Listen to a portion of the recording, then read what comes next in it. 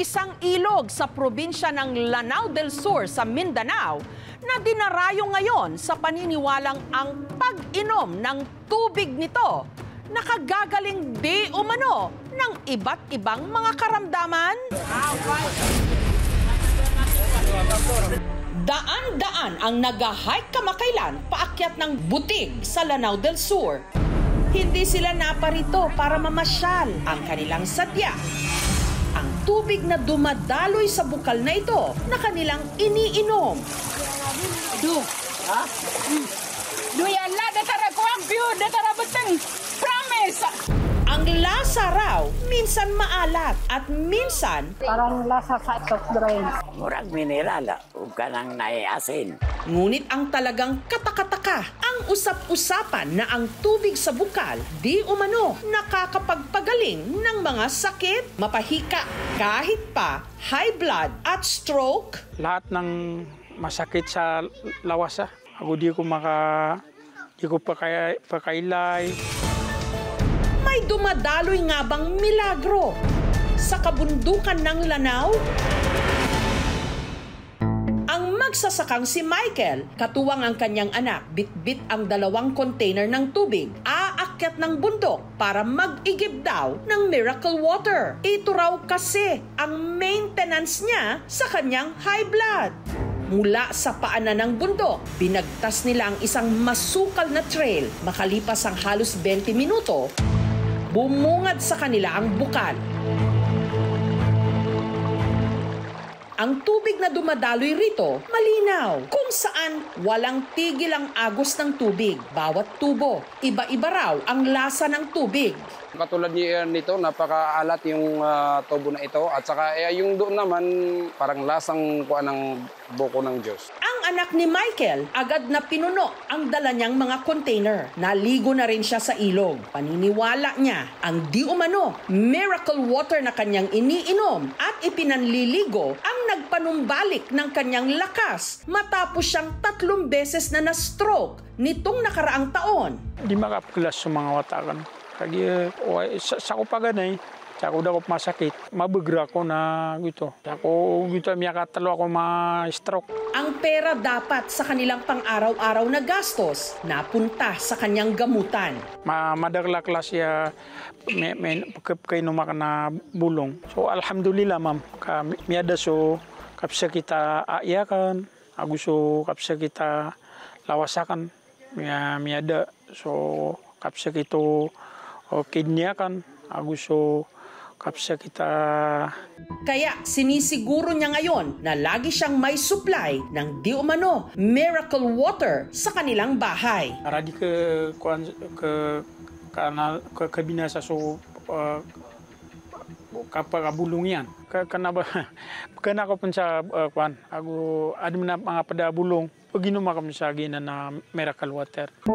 Dahil kapos at walang pang-ospital, ang anak ng 85 anyos na si Takdern na may hika, mas minarapat ding dumayo sa bundok para makaigib ng tinatawag nilang miracle water para raw sa kanyang ina. Talorago na na pumidam na public na hindi na makayo.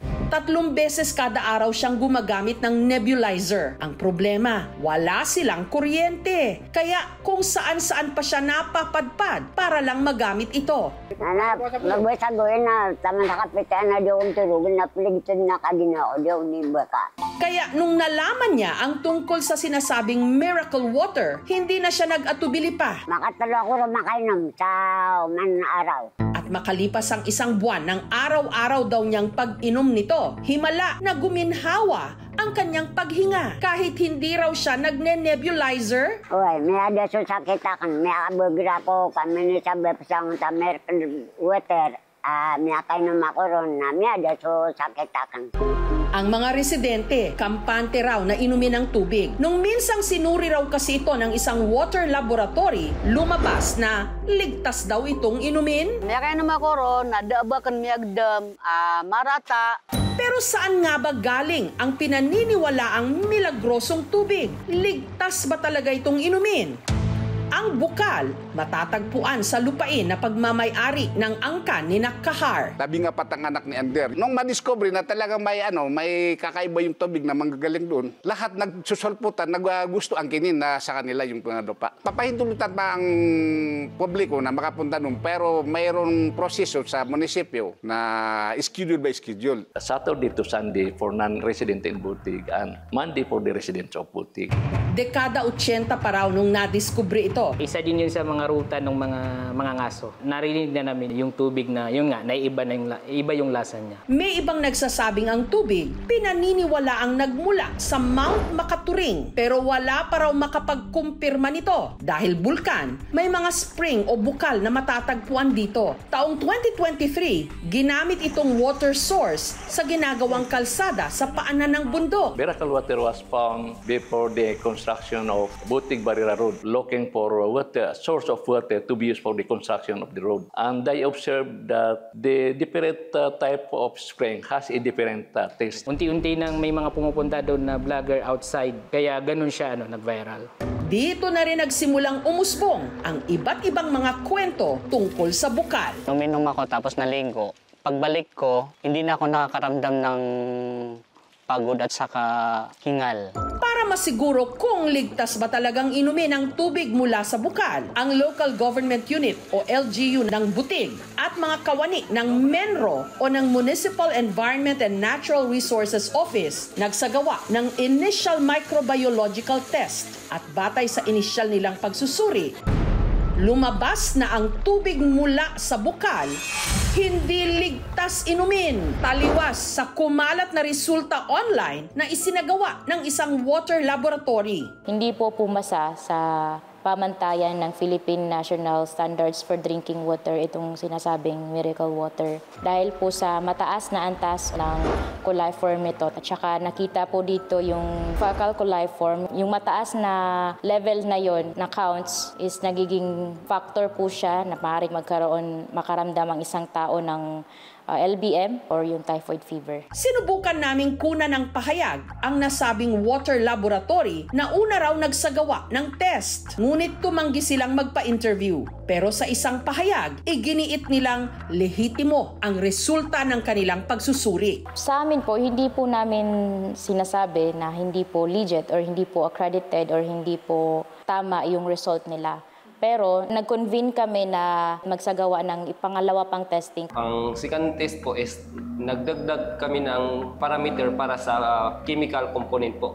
So para malaman natin kung ano yung meron sa tubig na yun. Di pa po lumabas yung test. Tinutuloy namin yung information drive na yung miracle water is unsafe for drinking. It's the option ng mga tao kung inumin nila o hindi. Meron tinatawag na placebo effect. Kapag meron kang matinding paniniwala sa sarili mo, minsan nakakatulong yon para kahit paano gagaling ka. Minsan kasi temporary lang siya, wag na wag kayong maniwala agad. Kung hindi, baka ito pag maging mitya para mas lalong lumala ang nararamdaman po ninyo. Sa ngayon kasi wala pang scientific pag-aaral na ang miracle water ay nakakapagpagaling ng sakit na stroke at saka asthma. Iwasan natin ang basta-basta pag-inom ng mga miracle water o yung mga tubig sa bukal sapagkat maaari itong mag-cause ng gastroenteritis or pagtatay. Yung mga chemicals, yung mga metals na nandun. Yun ang magdidikta. Other than that, syempre kung maraming mga impurities, maraming bakterya na tumutubo, maaari ding maapektuhan yung lasa ng tubig. Kailangan siguraduhin natin na meron tayong precautions dun sa tubig. Maaaring pakuluan yung tubig. Pura na napakabulong sa mga barang-barang sakit. Lang na miya kayo na muna pala miya ka daso sakit yan. Ha? Duyan la, datara ko ang view, datara beteng. Tubig ang dinarayo ng mga kababayan natin sa bundok. Pero ang totoo, agos ng maayos sanang serbisyong pangkalusugan ang mas kailangang dumaloy sa ating lipunan.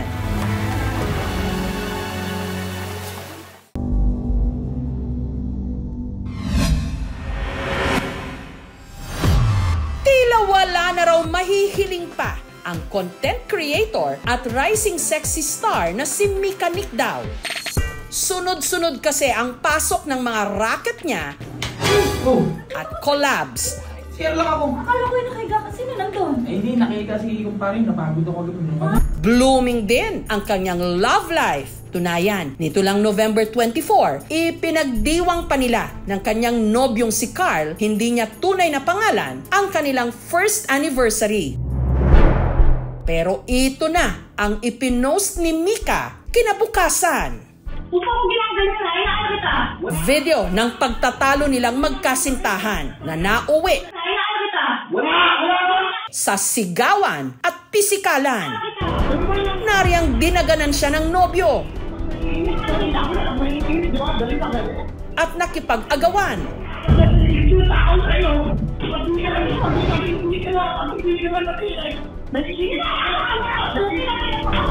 At nung sinubukan naman niyang harangin ang pinto,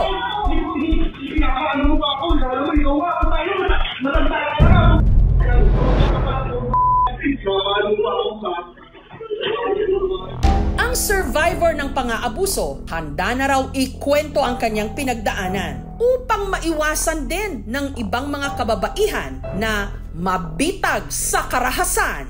Naging roller coaster nga talaga na hindi ko na lang rin namalayan sa sarili ko. Na-tolerate ko yung ganong relationship. 25, prepare ako ng food. Tapos nagsi-cellphone siya. So, chat-chat siya sa messenger. So, noong time na yon, meron ako nakita na girl. Doon sa messenger niya, yung pag-click niya ng search, may lumabas doon na name ng girl. So, nung nakita ko yung name ng girl, sabi ko, "Hoy, kilala mo yan?" Sabi ko gano'n sa kanya. Schoolmate daw niya. Sabi ko, nag-aaral pa pala yan?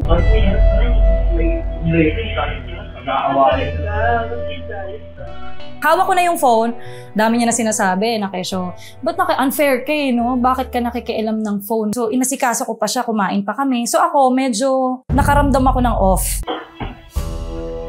Bakit siya ang nasa number 1 sa messenger? Siya, di ba kung sino yung number 1, yun yung madalas mong kausap. Tapos na kami kumain, nakapagligpit. Nasa kwarto na kami, syempre natulog ako, idlip-idlip, ganyan. Di kami mag-uusap. Biglang tumawag sa akin yung isang kaibigan ko, yung content creator. Tinatanong niya kung kailan ako pwede para mag-collab na ulit kami for content. Tapos nandun siya. Pinagseselosan niya pala.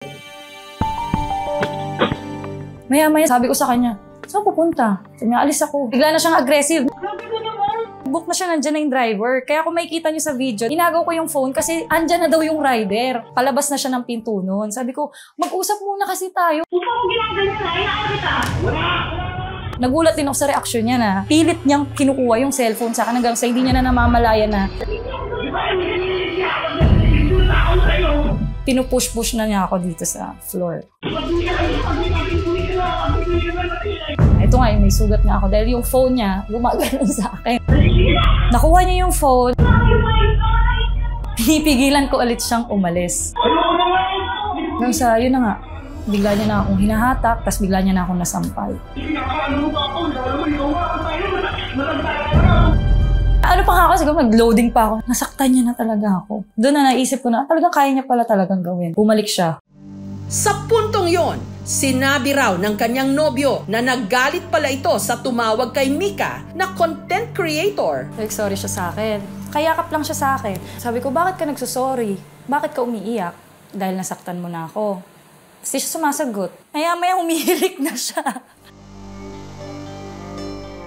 Napagtanto-tanto ko na lahat. Sabi ko, ganito yata talaga kapag nasanay mo ang isang tao na ang dali kang balikan ng walang effort, nang hindi sila nahihirapan kahit na minsan kasalanan nila. Okay lang kahit masigawan ko to. Okay lang, ayan, nasampal ko siya. Tapos yayakapin niya ako, okay na after.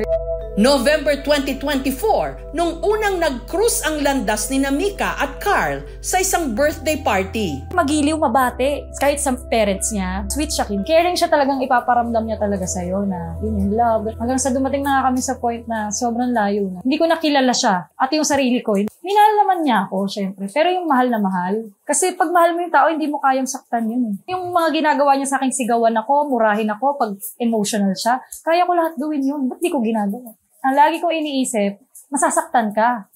iniingatan ko na hindi tayo maghiwalay eh. Nakikita lang ako ng mga tao sa Facebook na parang high maintenance or kaya parang masyadong bigay or sexy. Pero di nila alam pagdating sa personal life ko, malambot ako. Ang nakababahala rito, di umano, hindi ito ang unang beses na sinaktan ni Carl si Mika. Sisigawan niya ako bigla yung sa harapan ng maraming tao. Ayoko nang ganun. Sabi ko, respeto, syempre sa relationship, number 1 naman yan. Ikaw, palitay ng sitwasyon. Lagi niya sinasabi sa akin, ganito ako magalit eh. Mahalaga ang respeto sa relasyon at makikita mo yan sa kung paano ka itrato eh. Kapag may pagsigaw o may hindi magandang sinabi, yung pagmumura, pambabastos, yan na yung mga immediate na red flags na dapat mong tignan sa relasyon. Kahit mahirap, ay maputol na. Alam ko na may red flag. Pero number 1 kasi, syempre, mahal ko eh. Pero nasa isip ko na yon na hiwalayan ko na ba siya kaysa baka mamaya masaktan talaga niya ako. Hanggang nagsimula na ang mga pisikal na pang-aabuso. Karoon ako ng malaking pasa dito dahil nga pinipigilan ko na naman siyang huwag umalis. Minsan, deep talks, di ba? Sabi ko sa kanya, sa tingin mo, in the long run, pag nagtagal pa tayo, hindi mo ako masasaktan. Sabi niya, hindi daw. May chance eh, kasi bigla mo ako madidibdiban. Yung pag-push niya sa akin na may pressure, pwede pa kasi yung igigilid ka lang eh, pinapaalis ka lang eh. Pero siya talaga may hagis na kasama. Ang pagkakamali ko nga, na-tolerate ko nga siya na ganunin ako. Kaya siguro rin umabot sa point na kaya niya na akong saktan. Hanggang sa nangyari na nga yung ganitong sistema, hindi ko rin akalain na kaya niya talaga pala. Kahit nanay ko sinasabi sa akin, ang tanga mo, maawa ka sa sarili mo, huwag kang pumapayag na inaabuso ka ng ibang tao. Nagagalit ako, gusto ko na nga pumunta nung araw na yun sa kanya. Gusto ko talagang bigyan ng leksyon. Kasi syempre babae rin ako eh. Anak ko siya. Syempre ako, hindi ko siya, tapos makikita mo ganun. Nagsimula bilang dancer si Mika sa isang girl group hanggang sumabak na siya sa hosting at content creation. Parang awa niyo na. Pakawalan niyo na ako.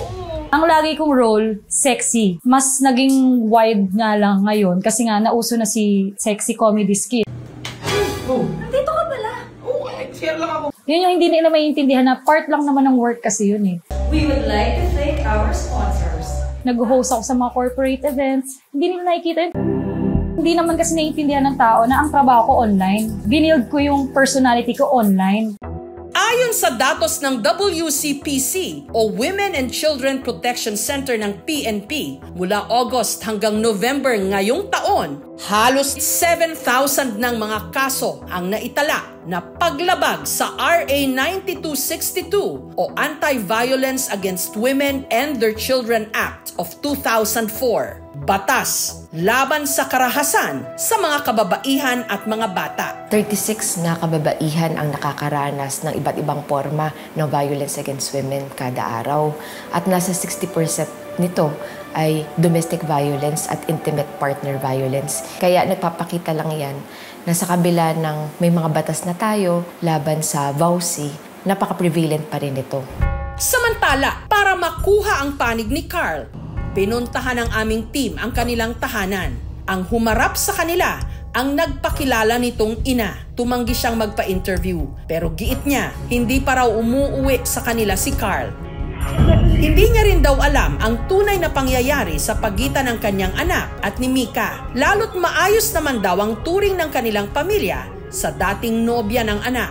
Kasi pagdating naman sa family niya, tinanggap naman ako ng maayos, wala kami naging problema. Kailangan naman kasi talaga din kasuhan for awareness na rin sa mga ibang tao, sa mga ibang babae. Hindi tayo dapat, di ba, ginaganon.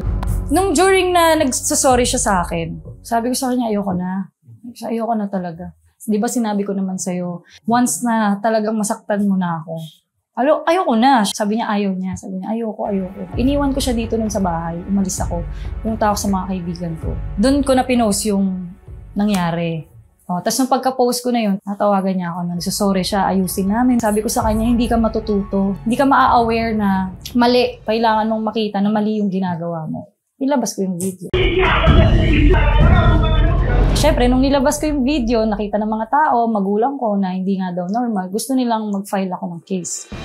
Kung magkataon, hindi ito ang unang karelasyon na kinasuhan ni Mika. Nagkaroon na nga ako ng experience before sa past ex ko. Kinasuhan ko siya ng VAUSI. Pinaglalaban ko lang naman yung right ko, pero naaawa pa rin naman ako. May awa pa rin sa sarili ko kahit na niloloko ako ng una kong partner. Pero nakapagpasya na raw si Mika. Kakasuhan niya si Carl.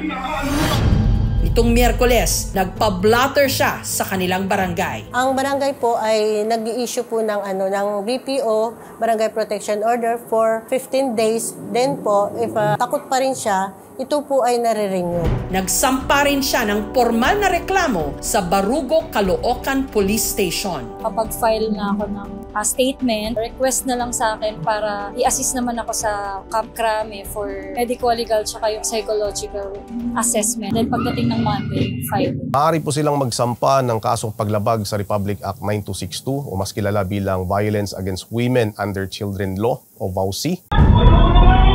Ang RA 9262 ay may kaukulang parusang pagkakakulong ng hindi bababa sa 1 buwan at depende sa lawak ng pinsala at uri ng karahasan na natamo ng biktima ay aabot hanggang 20 taong pagkakakulong. Maaari ding maghabol ng civil liabilities, ng moral at exemplary damages ang biktima.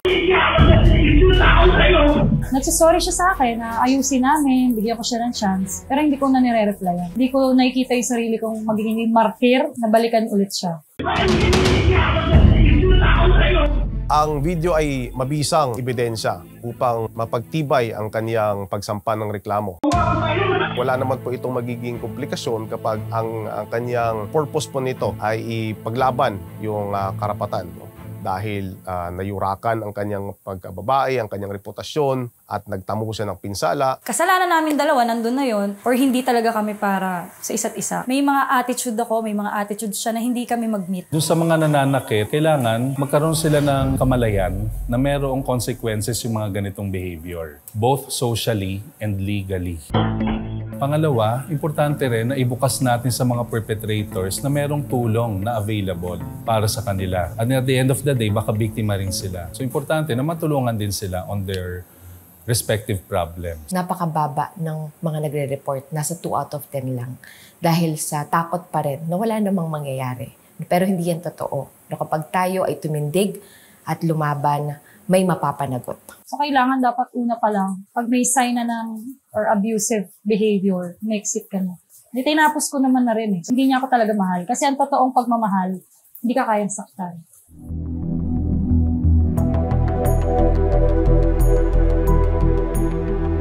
Parang awa niyo na. Pakawalan niyo na ako. Walang sino man ang dapat makaranas na pagbuhatan ng kamay. At sa oras na mangyari ang karahasan, huwag hayaang umabot pa ito sa sukdulan. Humingi ng tulong sa kinauukulan.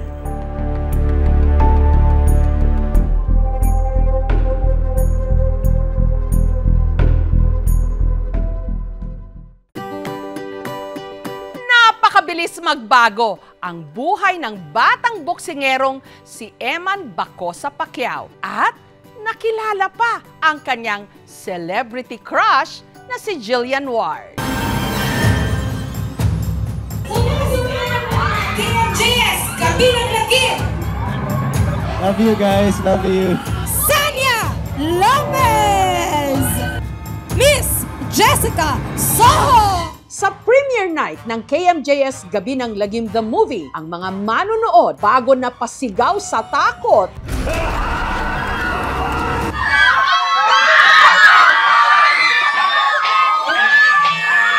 Napatili muna sa kilig. Eman Bacosa Pacquiao! Nang rumampa sa black carpet ang batang boksingero at rising heartthrob na si Eman Bacosa Pacquiao.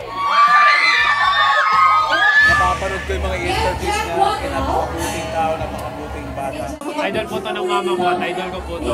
Pero si Eman, halos manlamig daw sa takot sa premiere night. Hindi lang daw niya kasi makakaengkwentro si Pochong, ang derbalang at ang mga demonyo sa pelikula. Balita ko, may inaabangan ka daw dito Makakaharap din niya ang kanyang celebrity crush, Jillian Ward! Ang isa sa mga bida ng KMJS Gabinang Lagim the Movie, si Jillian Ward. Sana suportahan niyo po ang movie namin. Anong naman mo sa tatay? Sa panayam kasi ni Eman kay Boy Abunda, nagkaaminan. Crush mong artistang Pinay? Jillian Ward. Jillian Ward. Kinilig naman ako. Kung may sasabihin ka kay Jillian Ward, anong gusto mong sabihin? Nanonood yan? Hi po. Sana magkita po tayo soon. Sabi niya, sana magkita kami soon. So, I hope to see you soon din. Ngayong nakatakda na ang kanilang organic encounter, ika nga, paano kaya haharapin ni Eman ang takot? Kilig! Let's have him join us on stage. Sobrang excited niyang manood nito.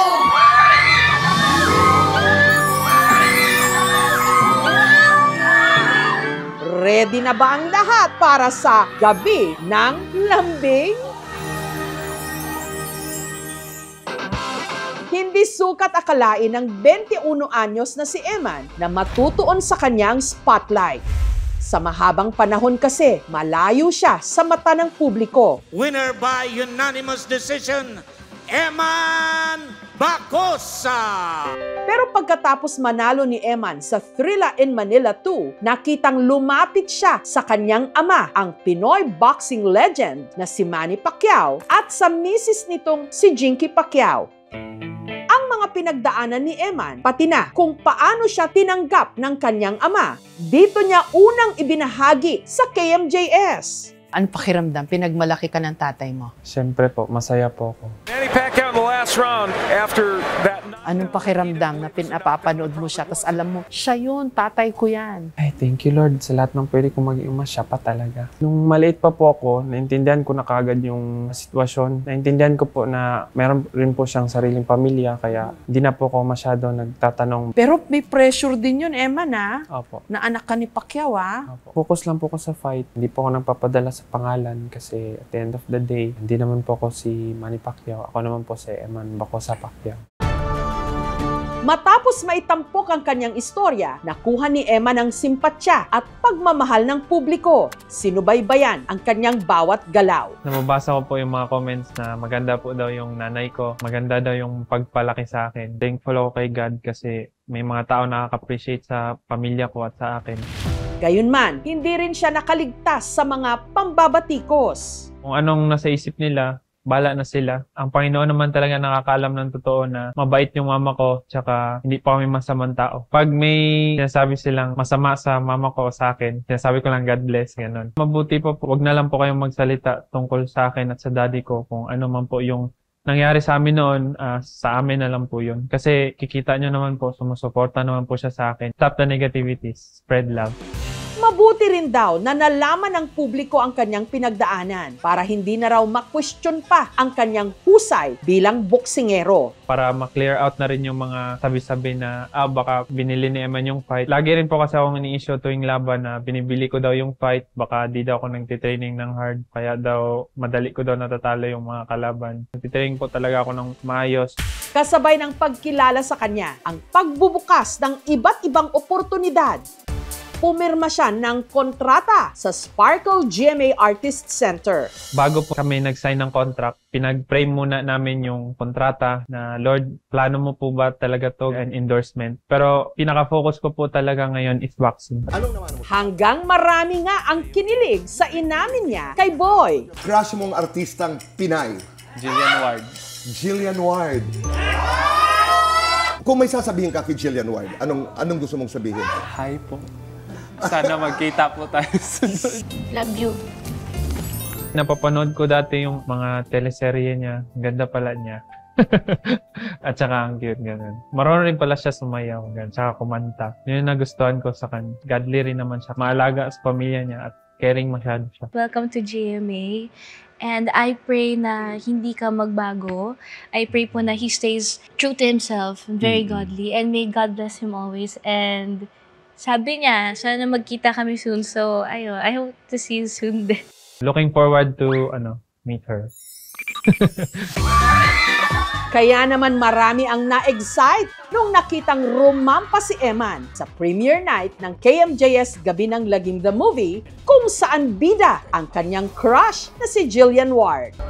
Excited ka nang mapanood? Super po. Balita ko may inaabangan ka daw dito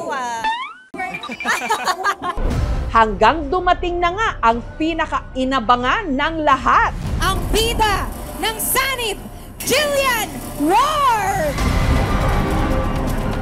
Sa pagrampa ni Jillian sa black carpet, nangyari na nga ang pinaka-inabangang organic encounter ng taon. Sino ba ito sa'yo na ayaw magpakilala? Sino kaya yun? Let's have him join us on stage. Sobrang excited niyang manood nito.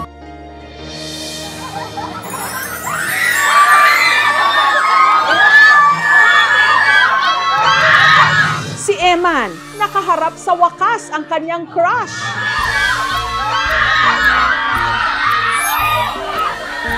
Oh my goodness!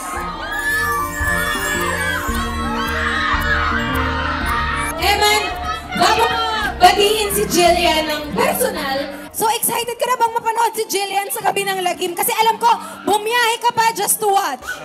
Excited po ako manood ng movie. At saka congratulations pala sa movie mo. Thank you. Looking forward to it.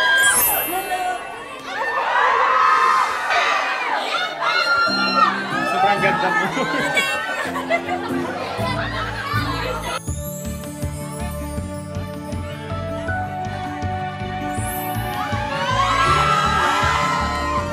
Naano lang ako, starstruck lang ako sa beauty niya. Ang ganda niya pala sa personal. Sobrang ganda. Hindi ko ina-expect. Thank you sa pagpunta. Ako, hindi ko na-expect. Hindi ko alam anong tawang word pero ako, starstruck ako sa kanya.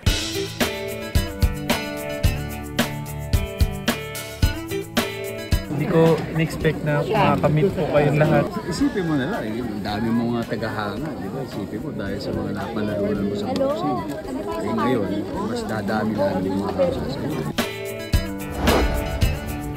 At nanood na sila ng pelikula. Si Eman, nasa harap lang ni Jillian. Kamusta ka na, Eman, after na-interview ka namin?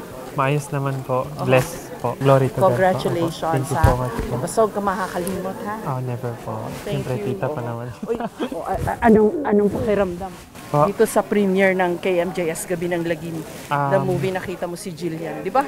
Parang kakatanong lang sa'yo na crush mo pala siya. Tapos biglang nagkita kayo dito. Oo. Napaka-bless ko po na nakasama ko ang iba't ibang artista na idol rin ng mama ko at ako po. Laro na rin po kay Jillian Ward. Starstruck po ako. Napaka-cute pala niya. Napag-hi ka ba sa kanya? Opo, kanina po. Hi kita ulit. Nasaan na ba si Jillian? Ayan. Ano masasabi mo sa performance ni Galing. Jillian? Congratulations. It was a great movie. Work hard. Don't listen to other people's negative. Got ba? You're beautiful. May bago ba kaming love team?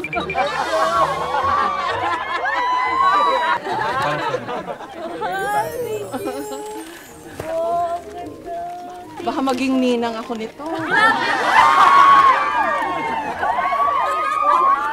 Congrats ha, congrats.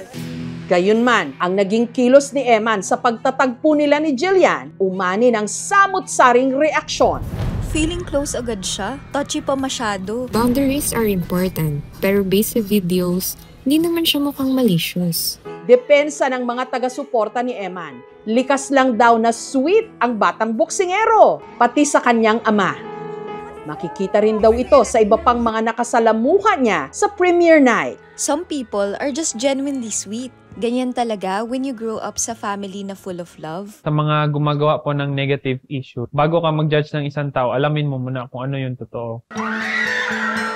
Tila nagbago man ang mundong ginagalawan ngayon ni Eman. Sinisigurado niyang hindi pa rin ito nakakalimutan ang kanyang first love, ang kanyang boxing career. Lalo't may paparating siyang laban. Meron po akong fight sa January. Next week, magpo-focus muna po ako sa training ko. Kasi kailangan ko rin po mag-focus sa boxing. Kasi yun po talaga yung main job ko at saka main goal ko. Na-manage po muna namin yung schedules namin na pag may fight, fight muna. Ano naman kaya ang masasabi ni Eman sa KMJS Gabi ng Lagim the Movie? Napakagandang movie, yung tatlo na yon, yung Sanib, Pochong, tsaka Barbalang. Pwede to pang movie date. Kung gusto nyo ng thriller, pwede rin to pang life lesson sa mga non-believers na di pa naniniwala kay God. That's why I always pray, stay strong, not just physically, mentally, and spiritually. Mga kapuso na hindi pa po nakapanood ng KMJS Gabi ng Lagim the Movie, napakaganda po ng movie na ito. Napaka-thrilling and exciting. Meron din po kayong matutunan. Emma Bacosa Batian! Nasa kanya ang atensyon ng publiko ngayon. Ngunit ang pinaka-core ni Eman, ang kanya pa ring entablado, ang boxing ring. Pero anong laban man yan, hindi raw niya uurungan.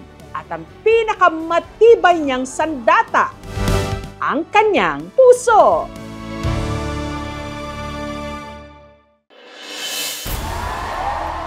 Sa araw na ito, sakto sa araw ng kapanganakan ng ama ng revolusyon na si Gat Andres Bonifacio, sumugod ang sambayanan sa EDSA para ipagsigawan ang kanilang pagtutol at pagkondena sa malawakang korupsyon sa gobyerno. Tama na! Sobra na! Ikulong na! Tama na! Sobra na! Ikulong na! Ikulong na yan! Ang mga maanumalyang proyektong ibinuking ng kalikasan na uwi na sa mga sunod-sunod na protesta dito sa kalsada. September 21, November 16, at ngayon, November 30, Bonifacio Day, isa na namang trillion peso march laban sa korupsyon at mga kurakot.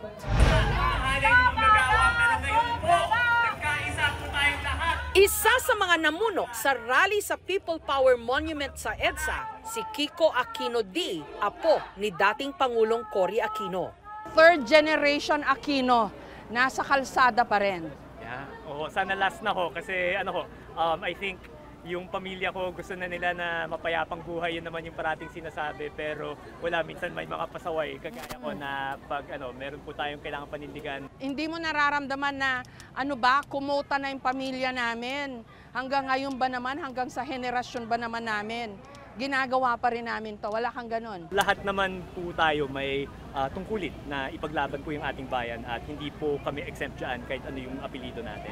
Mahigpit ang babala ng gobyerno laban sa mga manghihikayat sa militar at pulis na sumali sa mga panawagan na pabagsakin ng gobyerno.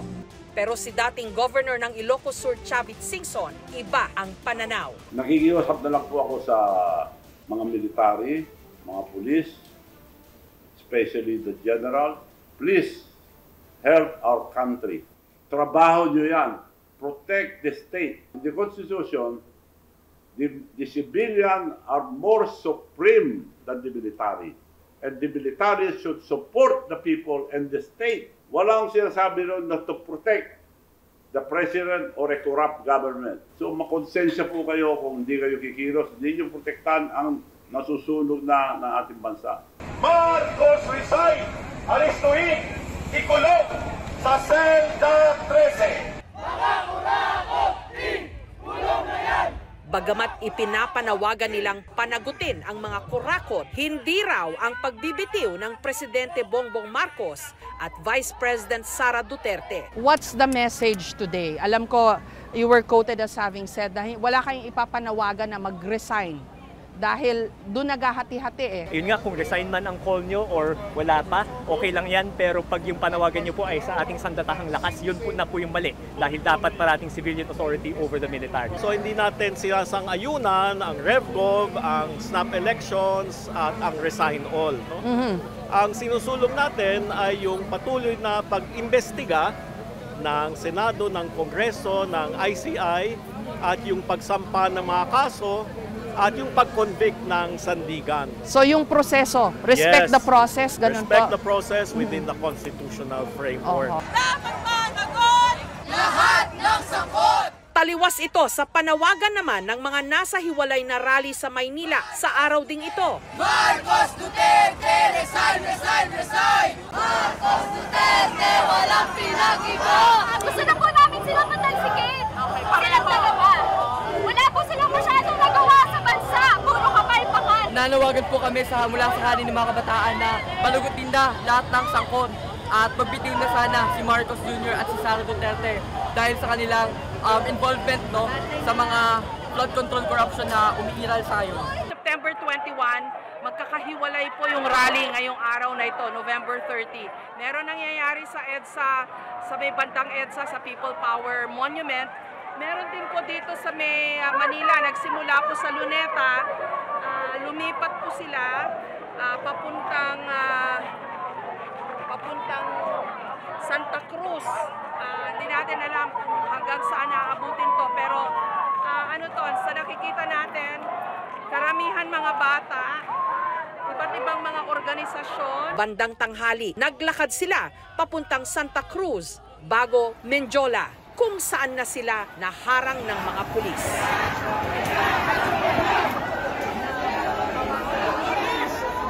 Sa ika-13th edition ng ating Kurakot series, imbestigahan natin mga pabahay.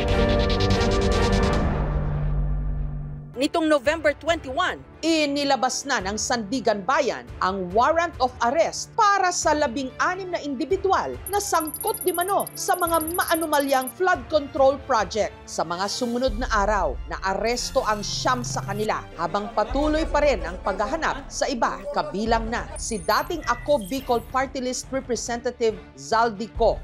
Samantala, nitong Biyernes, itinurn over naman ni dating DPWH Bulacan 1st District Engineer Henry Alcantara sa gobyerno ang mahigit 100 million pesos na kickback sa flood control projects. Pero katiting pa lang ito sa perang dapat pang isauli sa kaban ng bayan. At ang listahan ng mga di umano nagtaksil sa bayan, hindi pa rin kompleto. Sinasabi ring maliliit na isda lang at wala pa ang mga mastermind. At ang iimbestigahan natin sa linggong ito, mga dapat sana libreng pabahay na pinondohan ng milyones. Pero heto, nakatenga ni hindi mapakinabangan. Nang humagupit ang Super Typhoon Yolanda sa Kabisayaan taong 2013, libo-libo ang nawalan ng bahay. Kaya taong 2014, inaprubahan ang YPHP o ng Yolanda Permanent Housing Program ang inilaan ditong pondo, mahigit 26 billion pesos. Ang naatasang mga siwa ang NHA o ang National Housing Authority. At ang isa sa mga benepisyaryo, ang bayan ng Sagay sa Negros Occidental, kung saan maraming nasirang mga kabuhayan at kabahayan sa mga dalampasigan o coastal barangay. Kaya naman siyam na YPHP o government housing ang itinatag dito, kabilang ang St. Vincent Village sa Barangay Vito. Ang halos 7 ektaryang lupa pinatayuan ng 1,000 housing units. Pero sa pagbisita ng aming team, ito ang bumungad. Karamihan sa mga bahay, walang pinto, wala ring bintana.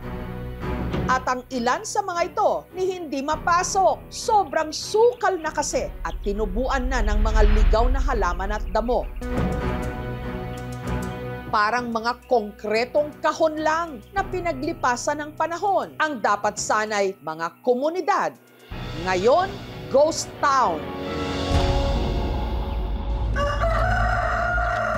Sa kabila ng lagay ng St. Vincent Village, pinagtsatsagaan ito ni Jessie. 3 taon na siyang nakatira rito, kasama ang kanyang ina at 3 anak.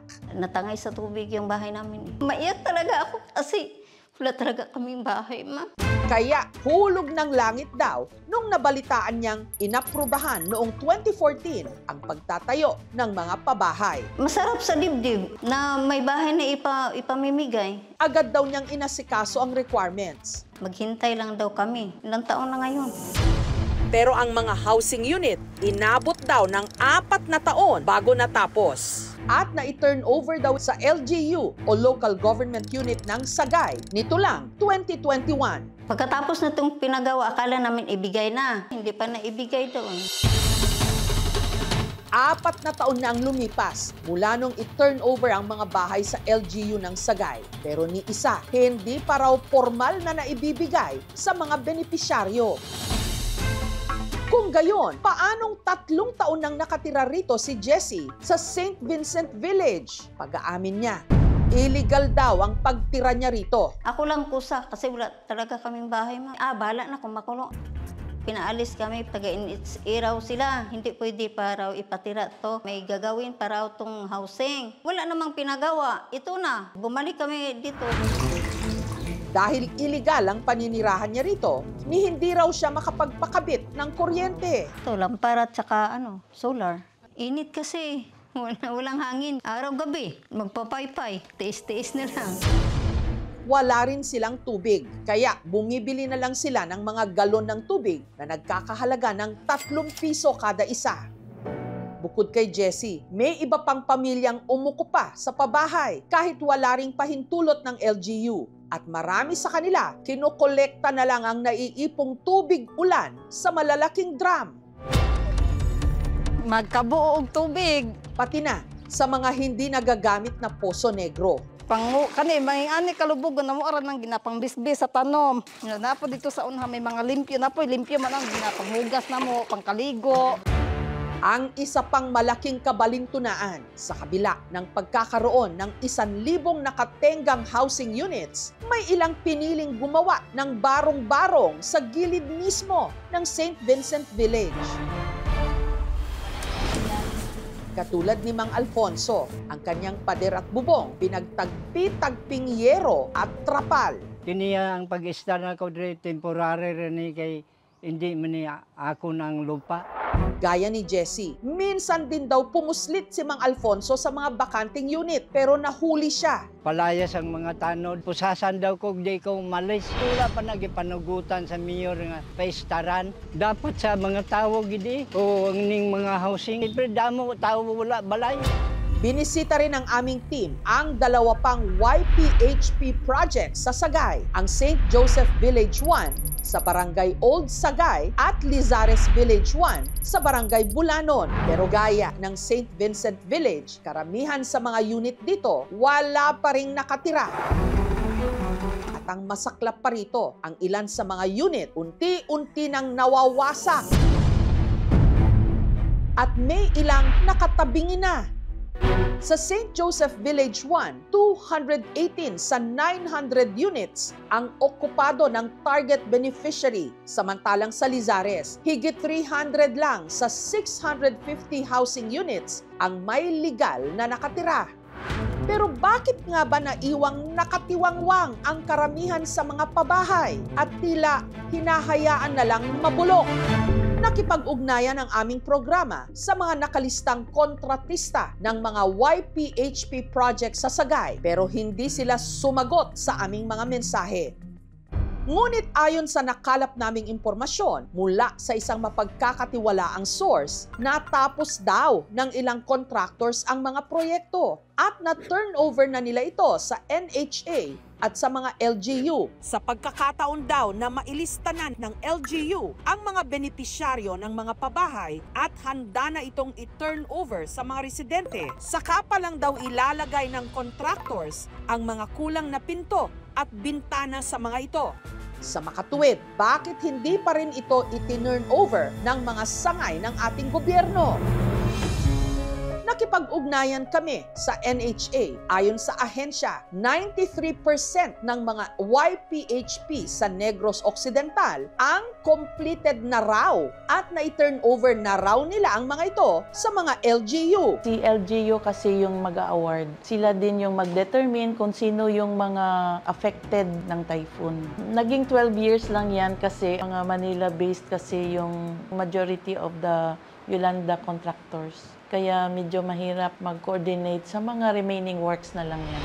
Ayon naman sa kanilang tala, sa 7,471 units na itinayo sa Sagay, 2,454 daw sa mga ito ang hindi pa naipamimigay sa mga benepisyaryo. It took us time because kailangan mong kausapin doon yung mga nasa danger zone. It would take time yung magiging beneficiary, ma-validate talaga natin na they are qualified. Gusto din namin may bigay na lahat yan. It should not reach that long, no? Kasi yung maintenance ng bahay habang di pa na-turnover, na-compromise. Usually ang isang housing project from land development to housing construction to turnover, it will take at least mga 5 years. Kung sinasabi ng NHA na completed at na-turn over na sa LGU ang karamihan sa mga unit, paanong may mga residente katulad ni na Jessie at Mang Alfonso na hindi nabigyan ng disenteng pabahay sa kabila ng napakaraming libreng pabahay na nakatiwangwang lang? Ayaw nilang lumipat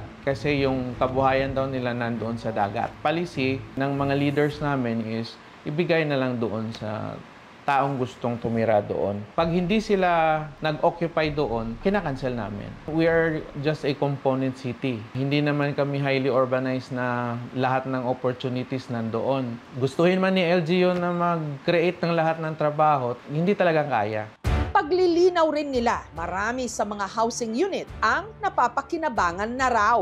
6 na taon na kami dito nakatira. Saya kasi may bahay na kami na tinirahan na libre. The only way na makapasok ka dyan is nag-submit ka ng application, na-validate ka, you were given certificate. Open naman yung opisina, you can go there, mag-inquire, magtanong. It must be re-evaluated right now. Kasi the longer it will take, the longer deterioration that we can expect. So the more money has to be expended na sayang lang, di ba? Maraming walang bahay sa Pilipinas. Isa pa sa mga napuruhan ng super bagyong Yolanda, ang bayan ng Kalibo sa Aklan, kung saan na-wash out ang libo-libong mga bahay. Kabilang na ang tirahan ng magsasakang si Roger. Kaya napilitan daw silang tumira sa bahay ng kanyang mga magulang. Lahat kami nandyan lang, tabi-tabi. Kaya ang libreng pabahay na lang daw ang inaasahan niya. Isa ako sa mabibigyan kami ng pabahay. 2019, nung simulan daw itayo ang housing project. Makalipas ang 6 na taon, nito lang Setyembre ito natapos. Ito ang Kalibot Townhomes na bahagi pa rin ng YPHP ng NHA. Nabigyan ng araw si Roger ng claiming stub kung saan nakalagay ang lot at block number ng ipagkakaloob sa kanyang bahay. Yung nabunot nung pinarapol to Block 5, lot 13. Kasi ito yung block 5 eh. Sa kauna-unahang pagkakataon, binisita ni Roger ang kanyang unit. Pero pagdating niya sa lot 5, block 13, ito ang kanyang naabutan. Okay lang naman siguro. O, tingnan mo yung ano. Tapos ano na to flooring, ganito. Ibibigay na ngayon to itong December Ang unit, nasa 2 dipa lang ang lapad. Hindi rin maayos ang pagkakapalitada ng sahig. Parang minadali lang. Makikita nyo naman, kahit yung bintana, yung iba wala nga. Yung flooring, yung bako-bako. Wala rin ditong kuryente at tubig. Wala pa to, walang tubig. Ang isa pang ipinagtataka ng mga benepisyaryo ng Kalibot Townhomes, bakit ganito ang sitwasyon ng kanilang matatanggap na pabahay? Gayong sa kabilang barangay, meron din housing project ang gobyerno na hindi hamak na mas maayos ang itsura at natapos din ng mas maaga.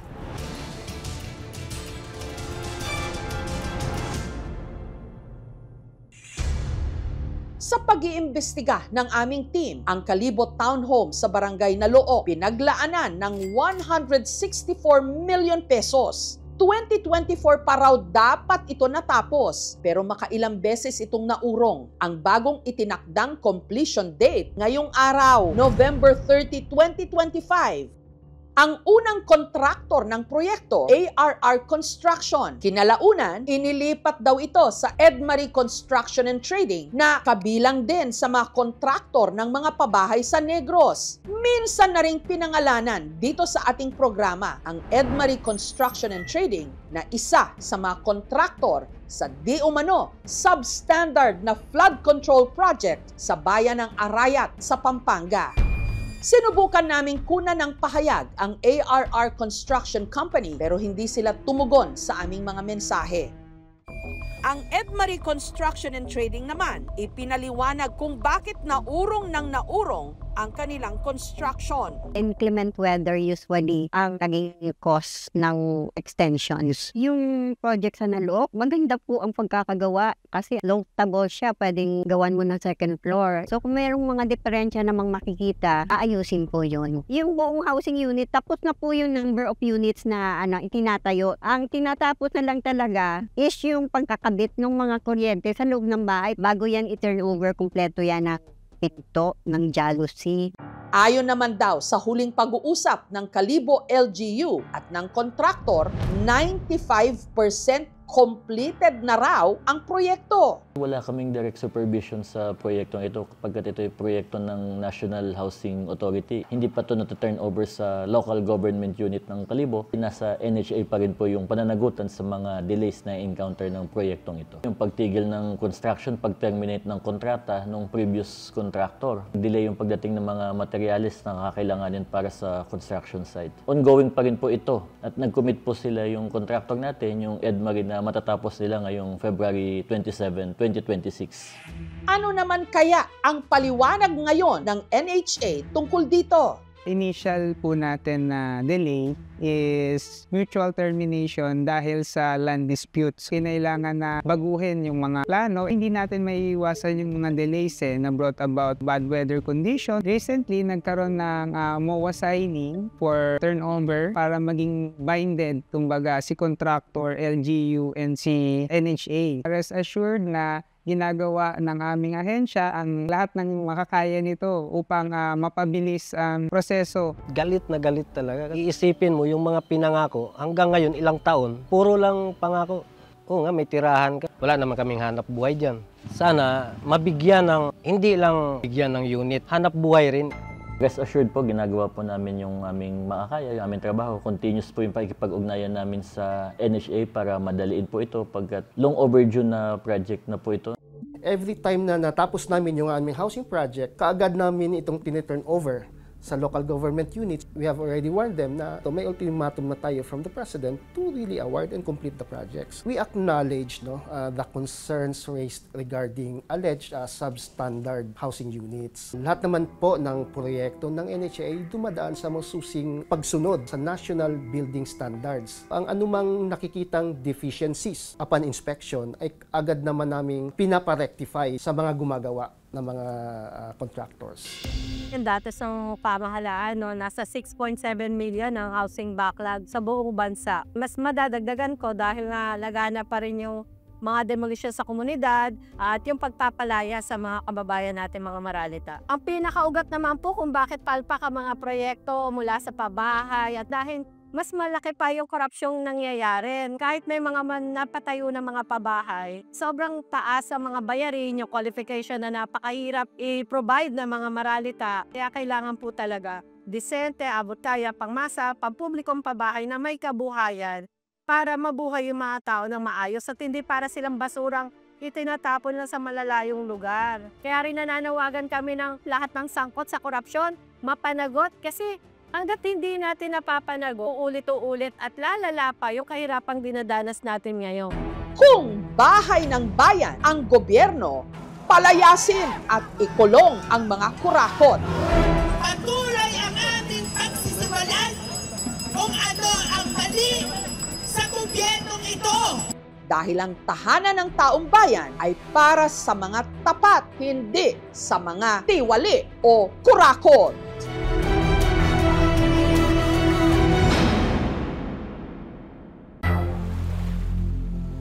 Residente ng San Jose del Monte sa Bulacan, nalunod sa ilog.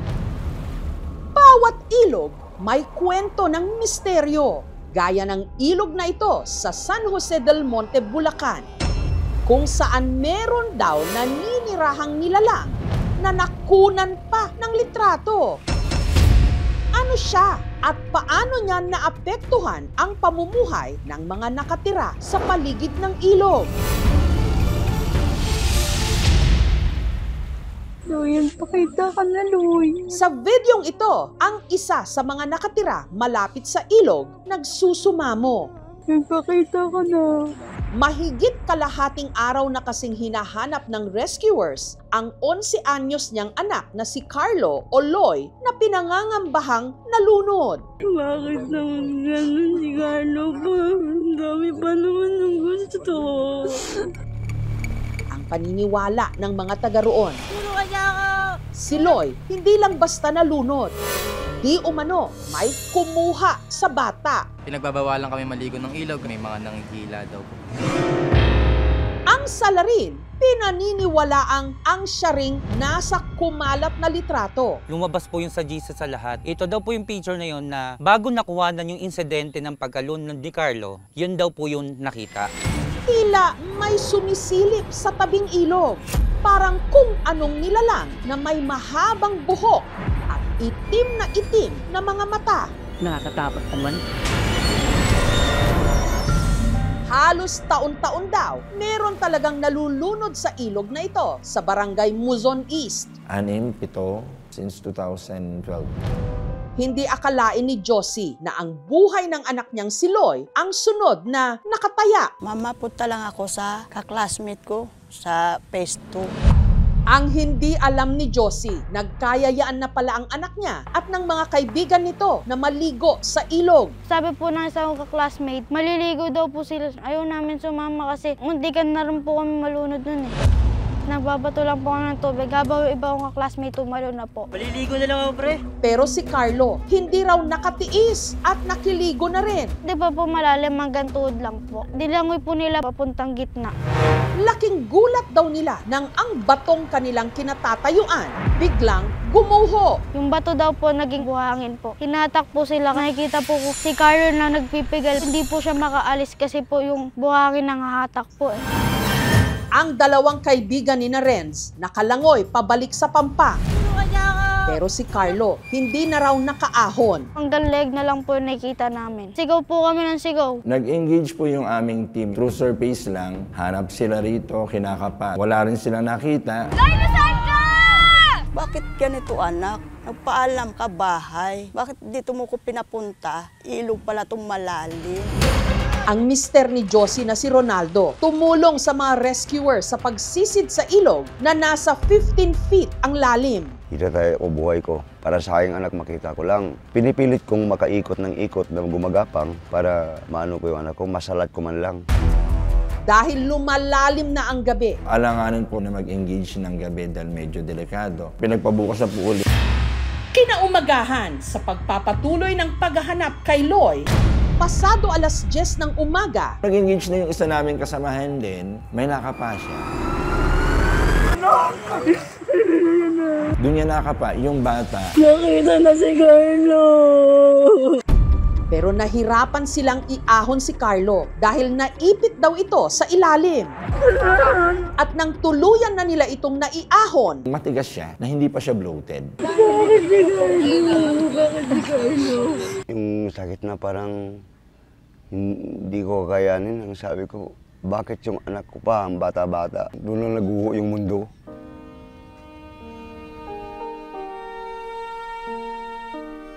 Pero sina Josie at Rolando may ipinagtataka. Kung nalunod to, butod ang tiyan nito, maraming tubig to. Kung wala tuyot na tuyot yung anak ko. Tila nag-iba rin daw ang mukha ni Loy. Yung buhok niya umaba, mukha na siyang babae, lumapad pa. Hanggang nagsimula ng kumalat sa mga GC o group chat ang litratong ito. Mukhang nilalang na hindi talaga katulad ng tao eh. Parang ano ang nangyayari, pinalitan yung mukha ng nilalang na yun. Ang kabarangay nilang si Victoria, naniniwalang ang nilalang sa ilog ang posibleng rason kung bakit nalunod din noong taong 2018 ang 11 anyos niyang anak na si Vladimir. Kasama ang mga bata, sila nga po nagkasiyahan at yung anak ko po na itulak, kasawang palad na matay. Sabi po nila may engkanto daw po na nag-aanyaya sa mga bata para maligo doon. Ang ending po, yun, namamatay po sila. Ang lugar kung saan nalitratuhan ang di umano'y engkanto o nilalang, malapit lang daw sa kung saan din nalunod si Vladimir. Dito po nalunod si Carlo. Si Vladimir po, doon sa Dudugot. Hinanap ng aming team ang mga nasa litrato. Baka may namumukhaan ko kayo. Ano ang totoong kwento sa likod ng litratong ito? Ako po yung nakaputing sando. Legit ba o totoo ang litrato? Hindi siya edited. Tingin ko po, may halimaw nga ba na nangunguha ng bata sa ilog ng Bulacan? Titigang muli ang litrato dahil makikilala na natin kung sino o ano ba talaga siya. Susunod na! Sa ilog ng San Jose del Monte, Bulacan, nalitratuhan ng di umano nangunguhan ng mga bata sa ilog. Ito daw po yung picture na yun na bago nakuhanan yung insidente ng pagkalun ng Di Carlo, yun daw po yung nakita. Hinanap ng aming team ang mga nasa litrato. Ang lalaking kumuha nito, tumangging magpa-interview. Pero ang isa sa mga kasama niya sa litrato, handa raw ilahad ang lahat-lahat. Tanda pa raw ni Sean ang araw kung kailan kinuna ng litrato. Napag-desisyonan po namin na maligo po sa phase 4 kasi po mainit po nun eh. Pagkatapos po namin maligo, dumiretso na po kami uwi. Pinost po agad ni tita yung picture. Kita niya po na parang may batang nakasilip po dun. Imposible po na kasama namin yung na-picture na babae. Si tita lang po yung babae namin kasama nun. Wala naman pong marunong mag-edit sa amin nun. Kung sasabihin naman po nilang AI, wala pa pong AI nung time na yun. Pero paglilinaw niya ang litrato, hindi nakuhanan araw bago nalunod si Loy sa Makatuwid. Kailan ito? Nung January 17, 2022 po. Dito po nakuhanan yung picture po. Makikita po, andun pa po yung bahay. Tapos dito po mismo nakunan yung parang multo po. Wala pa pong riffraff dito dati. Di po ako naniniwala na elemento yung nasa ilog kasi po parang bato lang po siya na may nakapatong na plastic na itim. May bato bang ganun? Wala. Naniniwala ako na mayroon talaga doong elemento. hindi siya edited. Yung quality niya medyo pixelated. Feeling ko hindi na siya AI generated, na parang damo siya hindi sa may lupa sa right side niya. Tingin ko po, isa po itong tinatawag natin na pareidolia. Psychological phenomenon kung saan yung tao po is nakakita ng mga random na muka sa mga bagay. May paliwanag naman ang doktor kung bakit hindi lumobo o nag-bloat ang katawan ni Loy nung ito'y nakita. Usually nakikita yung bloatedness after a day or two pa. Pwedeng mag-iba talaga yung itsura ng bangkay. Kung ang normal na tao naligo halimbawa ng mas matagal pa sa 30 minutes, nakikita natin nagkakaroon na ng changes yung skin natin. Ang tawag doon ay washerwoman's hands. So, nagiging kulubot. Tama naman yung inano na yun, pero dapat may kahawig man lang kahit kakaunti doon sa dating mukha ng anak. Dahil hindi nila mapaliwanag paano na nalunod ang bata at kung may nakita silang mga simbolo, idiugay nila yon kasi may narinig na silang maraming kwentong bayan tungkol dito. Ang nangyayari kasi, may change ng speed ng flow ng river. Magkakaroon na ito ng parang vertical current na pababa yung daloy ng water. Kaya parang humihigop. Sa batong part, nagsosolidify itong mga sediments or mga loose soil. Nagsesettle talaga siya dun sa malalim na part. Dahil sa pressure ng paa, kung pinapatungan, maghihiwalay siya. Dangerous talaga yung mga ganong mga ilog. Samantala, si Loy inihatid na sa kanyang huling hantungan. Sana yung nangyari sa anak ko, huwag na sanang mangyari sa iba. At huwag naman na sana nilang hayaan na nakatingga yung lugar na yun. Ang dapat po gawin sa barangay, lagyan ng bakod, lagyan ng sign na bawal na maligo dito, bawal nang magtambay. Mahilig po sa tubig kasi gusto niya. Magbakasyon kami, swimming kami. Kung nakwento niya rin, nagsisiman siya. Ang galing! Alam nating ang ilog ay buhay. Pero pwedeng-pwede ring manguha ng buhay.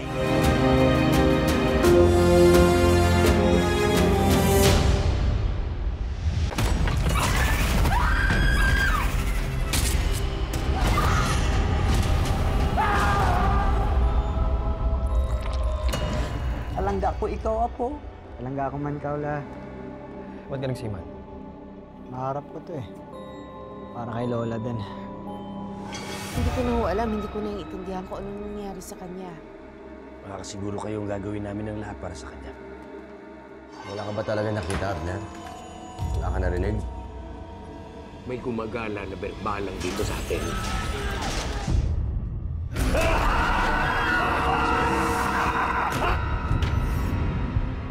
Ang mga nangangambang puso't isip, ginagamit yan ng demonyo para kumapit sa kaluluwa ng tao. Alam mo kung sino yung dapat mong ipagdasal na hindi mo makita? Si Pochong.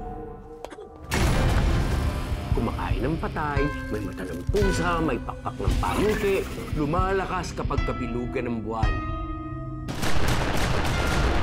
Mag-iingat ka sa masusunod mo sasabihin. You know about the Pochong? Please refrain from talking about Pochong. Do not attract its attention. Father Rex, yan po bang pinakamatinding sanib na naharap ninyo? Hindi ako titigil hanggang hindi ako nakapaningin. Hindi tayo papatay. Kakampi natin ang Diyos. Huwag sumapakita sa akin! Ha? Masusunod ang kaluluwa mo, Silvierno! Mapatawad ang Diyos sa lahat ng lumalapit sa kanya!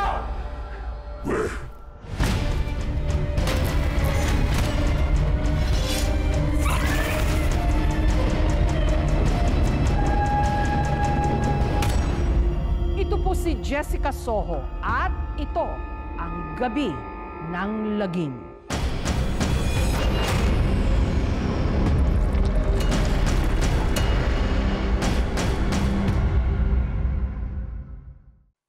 Thank you for watching, mga kapuso. Kung nagustuhan niyo po ang videong ito, subscribe na sa GMA Public Affairs YouTube channel. And don't forget to hit the bell button for our latest updates.